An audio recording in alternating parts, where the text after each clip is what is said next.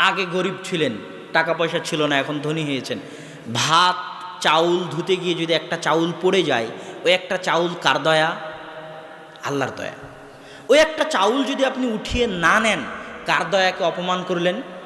আল্লাহর দয়াকে অপমান করলেন। আপনার বাড়িতে টাকা থাকবে না, ধনী হওয়া আপনার জন্য মানায় না। আল্লাহ আপনাকে ধনী রাখবেন না, হয় আপনাকে ফকির করে দিবেন, না হয় আপনার ছেলেকে ফকির করে দিবে, না হয় তার পোতাকে ফকির করে দিবে, কোনো না কোনো এক স্তরে গিয়ে ফকির হয়ে যাবে ওই একটা চাউলের জন্য। ওই একটা চাউল কার দয়া ছিল? আল্লাহর দয়া ছিল, আল্লাহর রহমত ছিল।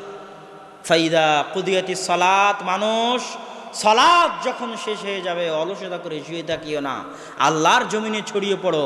আল্লাহর জমিনের প্রতিটি ইঞ্চি জায়গায় আল্লাহর দয়া আছে, আল্লাহর রহমত আছে। যদি শুয়ে পড়ো তুমি অহংকারী, তোমাকে আল্লাহ কোনোদিন ধনী করবেই না, অসম্ভব, হতেই পারে না।